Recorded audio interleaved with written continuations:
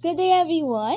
So, dumako naman tayo sa what does aerobic exercises do for your health? And again, I am Evelina Rose Diaz Salas and you can simply call me Abby. So, yan, balik tayo sa topic natin. What does aerobic exercise do for your health? Ano nga bang ginagawa nito sa health ko, sa health mo, sa health natin lahat? So, kasi ang common thinking natin is aerobic exercise ay mga pang ano na yan, pang mga matatanda na yan, pang mga 50s na yan, ganyan, pang mga 40s. Pero hindi. Regardless of age, madaming benefits ang aerobic exercises. So, let's dig in to them.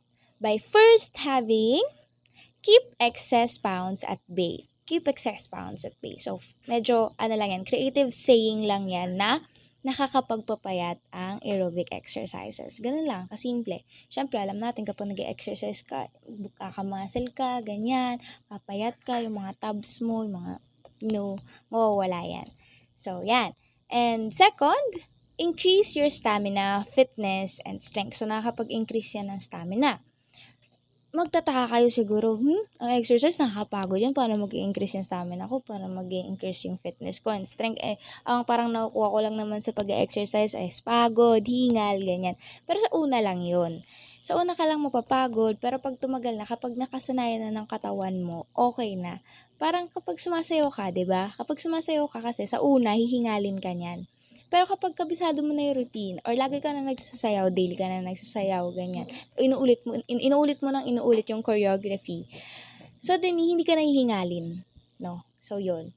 Kapag basta at regular yung exercise natin, mag-increase talaga yung stamina natin, yung fitness, and in strength. At isa pa, meron dyan nakalagay heart and lung fitness, and bone and muscle strength. Yun, nakakapagpalakas din siya ng heart, ng puso, at ng lungs. Kasi syempre nga, kapag mas less kang hinihingal, ibig sabihin na nun nga, na mas umuokay yung puso mo, mas umuokay yung lungs mo, and of course, sa mga bones din natin, sa mga muscles na papalakas yan. Kasi nga, nagagalaw-galaw sila. Yon.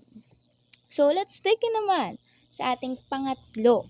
Ward off viral illnesses. So, viral illnesses, yan yung mga common illnesses like colds, coughs, ubo, sipon rather, ubo, sipon, which is common sa panahon natin, no? Kahit mainit, kahit malamig, or minsan pagpapalit-palit yung panahon, the more tayo nakaka-catch ng cold, the more tayo nakaka-catch ng cough, 'di ba? Kaya kapag nag-aerobic exercise ka pala, mas maliles yung chance mo na magkaroon ng colds and cough. So, yun. And next one is reduce your health risk. So, yung mga health risk, ibig sabihin, mas marereduce yung risk mo na magkasakit ka. So, isa sa mga sakit na pwedeng malas yung risk ay obesity. Syempre, kasi nga, 'di ba, nag-exercise ka, natatanggal yung mga taba-taba mo. So, obesity. Pangalawa is heart disease, since nag-improve nga yung heart mo. High blood pressure yan. Kapag ano din yan ng high blood pressure. Diabetes. Yun, 'di ba? Yung mga common sakit, 'di ba, sa ating mga Pilipino, diabetes. Stroke, yes. Cancer. This cancer is certain types of cancer lang. Of course, kasi syempre iba-iba yung cancer, 'di ba? Pero yun. Tapos, osteoporosis. Dun sa osteoporosis, ang kailangan dun is weight-bearing aerobic exercises. So, like, walking, ganyan. Siyempre, osteoporosis ka nga, tapos tatakbo ka ng ano, diba? Mag-sprint ka, ganyan. Or, anaerobic na. Pero yun, kunwari, osteoporosis, diba? Ibig sabihin sa buto kasi. Kaya dapat mas maingat. Mas maingat sa mga activities na gagawin kasi nga buto. So, dapat, ni-note dito na dapat weight-bearing aerobic exercises lang. Yung mga madadali lang, walk-walk, ganyan, zumba-zumba ka lang ng medyo palight-light. Pero hindi pwede yung mga aerobic exercises na mabibigat. Kaya nung sinabi ko kanina na running, ganyan. Baka medyo delikado na yun kasi nga osteoporosis yung meron ka. So, yun. Tapos, next is manage chronic conditions. So, kapag, ayun na nga, may sakit ka na nga, 'di ba? Pag may sakit ka na, ang ano niyan is, ano bang mangyayari kapag may sakit ka na, wala ka ng pag-asa, ganyan. Hindi, kasi kahit may sakit ka na, yung exercise makakatulong pa rin yan sa'yo. Kaya nga nasabi dito, 'pag may arthritis ka, 'di ba, 'pag may arthritis ka, mas mare-reduce yung pain and mas mag-i-improve yung function. So, yun yung natutulong ng aerobic exercise. Tapos kapag may cancer ka, may improve naman yung quality of life and fitness mo. So, mas magiging healthy ka, mas hindi ka manlulumo. Kasi syempre, of course, pag may cancer, common, undergo ng dialysis, 'di ba? So, nakakapanghina yung mga gamot, yung mga procedures na ginagawa. And doing aerobic exercises will help. So, yan, kapag may mga sakit ka na.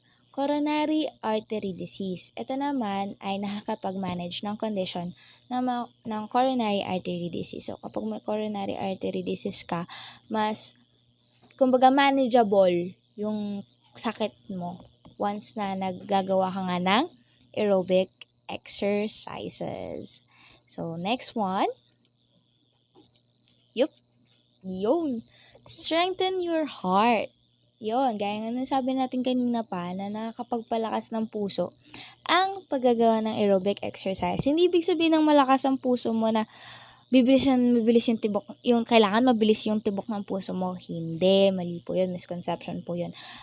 Basta ang definition po ng malakas ang puso is it's working efficiently. Hindi ibig sabihin ng mabilis siya, 'di ba? Kasi delikado din kapag masyadong mabilis na yung puso mo. Pag lagi na lang mabilis yung puso mo, delikado din yan. So, basta as long as it's doing its function efficiently, then you have a healthy heart and you have a malakas na puso. Yan. So, next, keep your arteries clear. So, yan. Kasi yung nakakapagpabara sa arteries natin ay, nakalagay dyan sa ating presentation, cholesterol. So, as we all know, 'di ba, may good cholesterol and may bad cholesterol. So, yung good cholesterol, ang totoong pangalan ng good cholesterol ay high density lipoprotein. At ang totoong pangalan naman ng bad cholesterol ay low density lipoprotein. So, yan ang totoo nilang pangalan. Ano bang ginagawa ng aerobic exercise dito sa mga cholesterol na to? Kapag nag-aerobic exercise ka, tataas yung high density lipoprotein mo or yung good cholesterol mo. Tapos, kapag naman, ang gagawin naman ng aerobic exercise dun sa low density lipoprotein or dun sa bad cholesterol, ilo-lower naman niya yun. Kaya, hindi magkakaroon ng bara yung puso mo. So, yun, ginagawa ng aerobic exercise. Next is boost your mood. So, yan. 'Di ba? Ang daming nakakairita sa mundo. Ang daming nakakainis, ganyan. Pero doing exercise also boost our mood pala. So, yun, mas gaganda yung mood mo. Yan, mas medyo jolly ka na kasi nga maayos yung katawan mo. Sabi nga talaga na connected talaga yung katawan mo sa kung ano yung nararamdaman mo. At mamaya, hindi lang sa nararamdaman mo, kundi sa naiisip natin. So, konektado talaga siya. And isa pa, it improves sleep. Yun, nag-improve siya ng relaxation. At saka, nakaka-ward off din siya ng depression and anxiety. Kasi nga, syempre parang mas nalilibang ka, mas nawiwindang yung katawan mo. So, mas less prone ka sa depression and anxiety. Next is stay active and independent as you age. So, kahit matanda ka na, 'di ba? Talagang malaki yung tulong ng exercise kasi mas magiging malakas ka pa. Oo. 'Di ba ang mga common na mga sakit or nagiging common na aksidente ng mga tatanda is nadudulas, ganyan. So, kapag nag-aerobic exercise pala, mas maliles yung risk natin sa pagkadulas, ganyan. Yun. Next is keep your mind sharp. Ito sasabi ko kanina na kapag nag-exercise ka din, mas tatalim yung isip mo.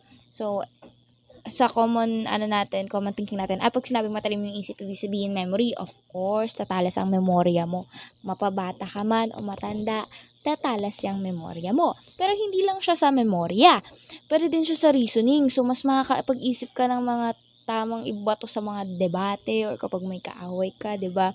Mas okay yung reasoning mo, mas okay din yung magiging judgment mo. Of course, kasama na diyan yung decision making skills.